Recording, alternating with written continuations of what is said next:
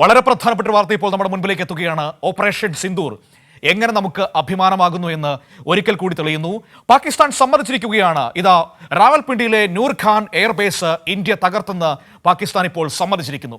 പുലർച്ചെ 2:30 കരസേനാ മേധാവി ജനറൽ അസീം മുനീർ പ്രധാനമന്ത്രിയെ ഇക്കാര്യം അറിയിച്ചു.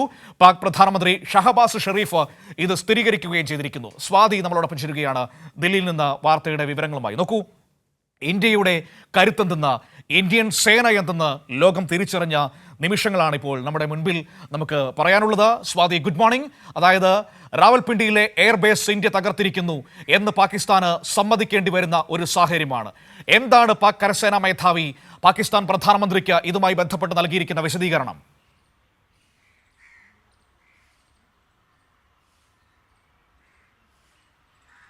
ഈ ഓപ്പറേഷൻ സിന്ദൂറിലൂടെ നിരവധിയായിട്ടുള്ള വ്യോമതാവളങ്ങൾ, അതോടൊപ്പം തന്നെയും ഈ ഭീകര കേന്ദ്രങ്ങൾ നേരെ നടത്തിയിട്ടുള്ള ആക്രമണമൊക്കെയും നമുക്കറിയാവുന്നതാണ്. അത് സംബന്ധിച്ചുള്ള പാകിസ്ഥാന്റെ സ്ഥിരീകരണം പല ഘട്ടങ്ങളിലും വന്നിട്ടുണ്ട്. എങ്കിലും ഈ റാവൽപിണ്ടിയിലെ എയർബേസ് സംബന്ധിച്ച്, ആ റാവൽപിണ്ടിയിലേക്ക് ആക്രമണം നടത്തി സിന്ദൂറിലൂടെ എന്നുള്ള സ്ഥിരീകരണമാണ് ഇപ്പോൾ പാകിസ്ഥാന്റെ പ്രധാനമന്ത്രി തന്നെ നടത്തിയിട്ടുള്ളത്. ഷഹബാസ് ഷെരീഫാണ് കഴിഞ്ഞ ദിവസം നടത്തിയിട്ടുള്ള ഒരു പ്രസംഗത്തിൽ സംസാരിക്കവേ, വ്യോമതാവളത്തിൽ തന്നെ നടത്തിയിട്ടുള്ള പ്രസംഗത്തിലാണ് ഇക്കാര്യം സ്ഥിരീകരിച്ചിട്ടുള്ളത്.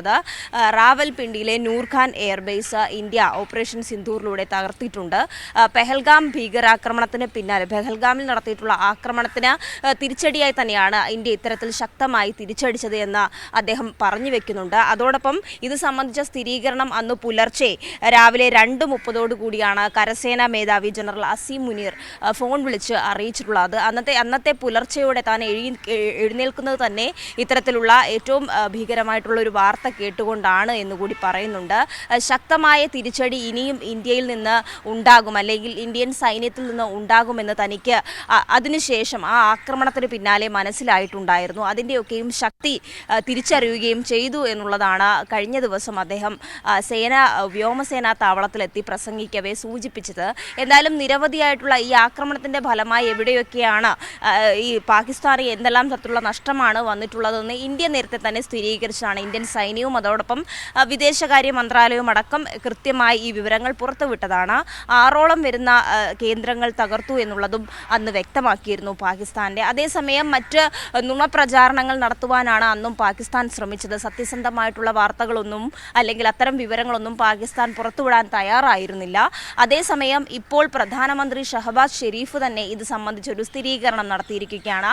റാവൽപിണ്ടി എന്ന് പറയുന്ന അവരുടെ ഏറ്റവും പ്രധാനപ്പെട്ട വ്യോമതാവളം നൂർ ഖാൻ എയർബേസ് തകർത്തു എന്ന് ഇപ്പോൾ ഷഹബാസ് ഷെരീഫ് സമ്മതിച്ചിരിക്കുകയാണ്.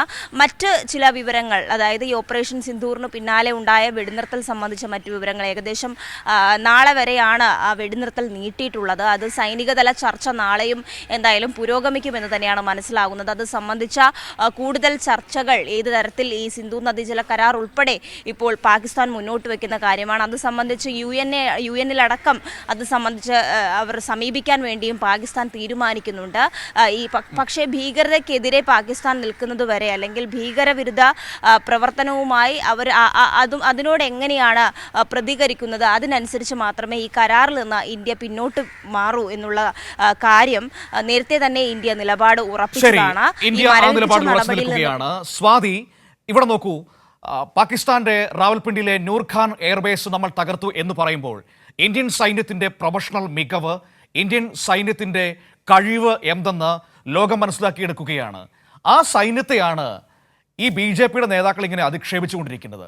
ഒന്ന് വിജയ് ഷാ, നോക്കൂ, നമ്മുടെ സോഫിയ ഖുറേഷിയെക്കുറിച്ച്, നമ്മുടെ കേണൽ സോഫിയ ഖുറേഷിയെക്കുറിച്ച്, രാജ്യത്തിൻ്റെ മകളാണ്, അഭിമാനമായ നമ്മുടെ സഹോദരിയാണ്, നമ്മുടെ വനിതാ ഓഫീസറാണ്. അവരെക്കുറിച്ച് പറഞ്ഞെന്താണെന്ന് ഓർമ്മയുണ്ടല്ലോ, ഭീകരവാദികളുടെ സഹോദരി എന്ന്. അയാളെ സംരക്ഷിച്ച് പിടിക്കുകയാണ്, ഒരു നടപടിയുമില്ല. മന്ത്രിസഭയിൽ നിന്ന് രാജിവെക്കേണ്ട എന്ന് മധ്യപ്രദേശ് മുഖ്യമന്ത്രി തന്നെ പറഞ്ഞിരിക്കുന്നു. ഇന്നലെ മധ്യപ്രദേശിലെ ഉപമുഖ്യമന്ത്രി പറയുകയാണ് സൈന്യം മോദിയുടെ കാൽക്കൽ വണങ്ങുന്നുവെന്ന്. യഥാർത്ഥത്തിൽ നമ്മളാണ് സൈന്യത്തെ വണങ്ങുന്നത്. അവർ ഇങ്ങനെ നിൽക്കുന്നത് കൊണ്ടാണ് നമുക്കിങ്ങനെ ഇവിടെ ജീവിക്കാൻ കഴിയുന്നത്. അവർക്ക് വേണ്ട സൗകര്യങ്ങൾ ചെയ്തു കൊടുക്കാത്തത് ഈ സർക്കാരാണ്. അവരുടെ ഒഴിവുകൾ നികത്താതെ അവർക്ക് മതിയായ സൗകര്യങ്ങൾ ഒരുക്കുന്നില്ല എന്ന വിമർശനം കേൾക്കുന്നത് ഈ സർക്കാരാണ്. എന്നിട്ട് പ്രധാനമന്ത്രിയുടെ കാൽക്കൽ ഈ സൈന്യം വണങ്ങുന്നുവെന്ന അധിക്ഷേപപരമായ പ്രസ്താവന നടത്തിയ ഉപമുഖ്യമന്ത്രിയെയും സംരക്ഷിക്കുന്നു BJP നേതൃത്വം. എന്ത് ഉത്തരവാദിത്വവും എന്ത് ധാർമ്മികതയുമാണ് അവർക്കുള്ളത് ഈ സൈന്യത്തോട്, ഈ നാടിനോട്?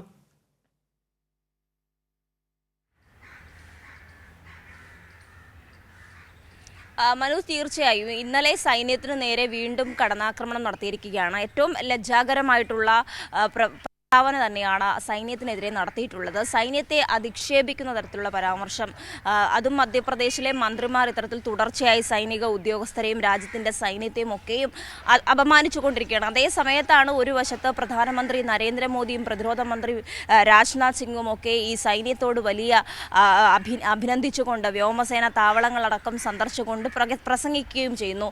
അതേസമയം മറ്റൊരു വശത്ത് മധ്യപ്രദേശിലെ അടക്കം ഉപമുഖ്യമന്ത്രി ജഗദീഷ് ദേവിടെ ഇന്നലെ നടത്തിയിട്ടുള്ള പ്രസ്താവനയാണ് ഏറ്റവും വിഷമകരമായിട്ടുള്ള, അല്ലെങ്കിൽ ഒരിക്കലും ഒരു സൈന്യത്തിന് നേരെ ഒരു രാജ്യത്തിലും പറയാൻ കഴിയാത്ത അധിക്ഷേപിക്കുന്ന പരാമർശങ്ങൾ ഇത്തരം തുടരുന്നത്. പറഞ്ഞത് മോദിയുടെ കാൽക്കൽ വണങ്ങുകയാണ് സൈന്യം എന്നുള്ളതാണ്. ഇത് രാജ്യത്തെ ജനങ്ങൾ ഇതെല്ലാം കാണുന്നുണ്ട്. പ്രത്യേകിച്ചും ഈ ഓപ്പറേഷൻ സിന്ദൂറിലൂടെ സൈന്യം നടത്തിയിട്ടുള്ള നടപടി, ഭീകരവിരുദ്ധ പ്രവർത്തനങ്ങൾക്ക് സൈന്യം നടത്തിയിട്ടുള്ള നടപടി, അതോടൊപ്പം സൈന്യത്തിന് ഏതു തരത്തിലാണ് ജനങ്ങൾ പിന്തുണ നൽകിയത്, വളരെ ഐക്യത്തോടെ അന്ന് കേന്ദ്ര സർക്കാരുമായുള്ള രാഷ്ട്രീയമായിട്ടുള്ള എല്ലാ വ്യത്യാസങ്ങളും മാറ്റിവെച്ചുകൊണ്ട് ഈ ഭീകരതയ്ക്കെതിരെ സൈന്യത്തെ ഉപയോഗിച്ച് നടത്തിയിട്ടുള്ള എല്ലാ പ്രവർത്തനങ്ങൾക്കും രാജ്യം പിന്തുണ നൽകുകയും ചെയ്തു. ആ ഘട്ടത്തിലാണ് ഇപ്പോൾ കേന്ദ്ര സർക്കാരിൻ്റെ പിന്നാലെ അണിനിരക്കുന്ന BJPയുടെ ഏറ്റവും പ്രധാനപ്പെട്ട നേതാക്കൾ, മന്ത്രിമാരും അതോടൊപ്പം ഡെപ്യൂട്ടി മിനിസ്റ്റർ എന്ന് പറയുന്നത് ഒരു സംസ്ഥാനത്തെ സംബന്ധിച്ച് അത്ര ചെറിയ പദവിയൊന്നുമല്ല. ആ സർക്കാരിനെ നയിക്കുന്ന മധ്യപ്രദേശ് സർക്കാരിൻ്റെ ഭാഗമായി നിൽക്കുന്ന മന്ത്രിയാണ് അത്തരത്തിൽ ഗുരുതരമായിട്ടുള്ള പരാമർശം നടത്തുന്നത്. അതിന് പിന്നാലെ ഇത് വലിയ വിവാദമാവുകയും ചെയ്തിട്ടുണ്ട്. ഈ വിവാദം വന്നതോടെ സൈന്യത്തെ അധിക്ഷേപിക്കുന്നു, ലജ്ജാകരമായിട്ടുള്ള പ്രവൃത്തിയാണ് നടത്തിയത്, സൈന്യത്തിനോടൊപ്പം എല്ലാവരും പിന്തുണ അറിയിക്കുമ്പോൾ BJP മാത്രം ഇത്തരത്തിലുള്ള പ്രവണതകൾ കാണിക്കുന്നു, സൈന്യത്തിൻ്റെ വീര്യത്തെയും ധീരതയും ചോദ്യം ചെയ്യുന്നതാണ് ഇത്തരം പ്രസ്താവനകൾ എന്നുള്ള വിമർശനം പല കോണുകളിൽ നിന്ന് ഉയരുന്ന സാഹചര്യം. വിമർശനമല്ല, അത് വസ്തുതയാണ്. കാരണം നമ്മുടെ സൈന്യത്തിന്റെ അഭിമാനത്തെ ചോദ്യം ചെയ്താൽ നമ്മളത് കൈയും കെട്ടി നോക്കി നിൽക്കാൻ പറ്റില്ലല്ലോ. BJP വന്നതിന് ശേഷം മാത്രമല്ലല്ലോ ഈ രാജ്യത്ത് സൈന്യം ഉണ്ടായത്. നമ്മുടെ സ്വതന്ത്ര ഇന്ത്യയുടെ ചരിത്രത്തോടൊപ്പം വളർന്നതല്ലേ നമ്മുടെ സൈന്യവും. ഓരോ സർക്കാരുകളുടെ കാലത്തും അതത് പുരോഗതികൾ സൈന്യത്തിനുണ്ടായിട്ടുണ്ട്. അതത് കാലഘട്ടത്തിനനുസരിച്ചുള്ള ആധുനികവൽക്കരണം സൈന്യത്തിനുണ്ടായിട്ടുണ്ട്.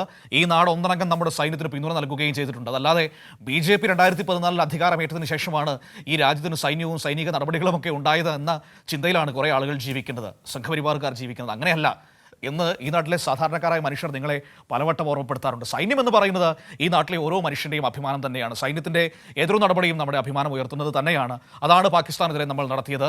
നമ്മൾ ഒരു രാജ്യത്തിൻ്റെയും അധികാരത്തിൽ കടന്നു കയറിയിട്ടില്ല, ഒരു രാജ്യത്തിൻ്റെയും സിവിലിയൻസിനെ ദ്രോഹിച്ചിട്ടില്ല.